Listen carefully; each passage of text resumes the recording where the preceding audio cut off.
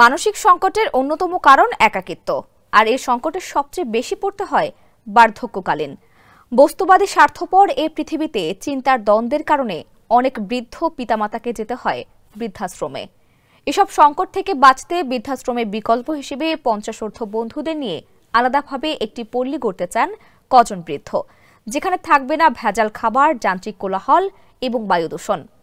এ পল্লীতেই সুখে শান্তিতে জীবনের শেষ সময় পার করতে চায় তারা। নানা সংকটের পর অবশেষে বাস্তবায়ন হয় তাদের সেই স্বপ্নের সবুজ সাথী আবাসন প্রকল্প। বিস্তারিত জানাচ্ছেন তৌফিক মেজবাহ। 1982 সালে এসএসসি পাশ করা বন্ধুদের সংগঠন বিরাশিয়ান নাট্যচর্চার লক্ষ্যে প্রতিষ্ঠা করেন বিরাশিয়ান নাট্যগোষ্ঠী। স্যান্ডেলিনা সো, রূপচর্চায় আভিজাত্য।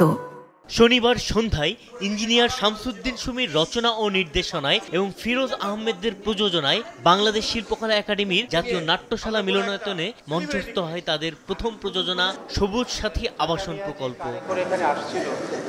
বাংলাদেশে যে বৃদ্ধাশ্রমের বিকল্প কিছু হতে পারে, এটার থেকে আমার মাথায় আসছে, কারণ আমরা এখন বুড়া হয়ে যাচ্ছি, বয়স বেড়ে যাচ্ছে। এখন আমাদেরকে বৃদ্ধাশ্রমে যেতে হবে কিনা আমরা জানি না, কিন্তু আমরা যদি বৃদ্ধাশ্রমের বিকল্প কিছু পেতে পারি, সেটা হচ্ছে 907 জন বন্ধু নিয়ে একটা বৃহৎ পল্লী আমরা চিন্তা করছি।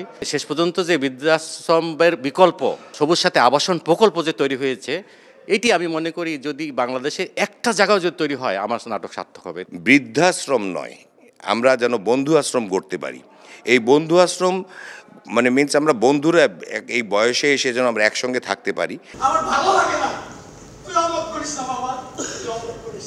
এটি শুধু নাটক নয়, তাদের স্বপ্নের পল্লী, যেখানে সত্যি তারা চান শেষ বয়সে বন্ধুদের সাথে একসাথে কাটাতে। কিভাবে হবে চাচা মিয়া? গত 1.5 মাসে জুতোর তলা ক্ষয় করে আমরা 60 লক্ষ টাকার প্রতিশ্রুতি পেয়েছি। আমাদের বাচ্চারা কি করতেছে?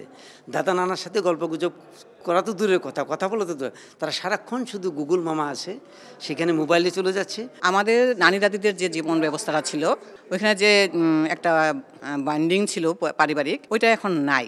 বয়োজ্যেষ্ঠ যারা, তাদের আবাসন প্রকল্প বা আমাদের বন্ধুরা একসঙ্গে করলে, যেমন ওল্ড হোম বা বৃদ্ধাশ্রম বা রিটায়ার্ড হোম ইত্যাদি ইত্যাদি অনেক রকমের আছে, সেখানে যে প্রতিবন্ধকতাগুলি আছে সেগুলি বাদ দিয়ে আমরা যদি বন্ধুরা করি তাহলে কত সুন্দর হতে পারে। বয়স তো একটা সময় বাড়ে, তারুণ্য যারা তারা সময় বার্ধক্যে যায়, এবং আমরা যারা বার্ধক্যে উপনীত হই, আমাদের পরিবারগুলো ছোট ছোট হয়ে যাচ্ছে, একাকিত্ব আমাদেরকে গ্রাস করছে। আমরা দুরন্তপনার ভিতরে ছিলাম, আমরা সেই দুরন্তপনা নিয়ে আমরা আমাদের জীবনের শেষ দিন পর্যন্ত যাতে আমরা সবাই মিলেমিশে হাসি খুশির মধ্যে থাকতে পারি, এটাই আমাদের আসলে মূল টার্গেট। তৌফিক মেজবাহ, কালবেলা। মানে আমরা কি এতই খারাপ ছিলাম? তুমি আমাদেরকে ফেলে এত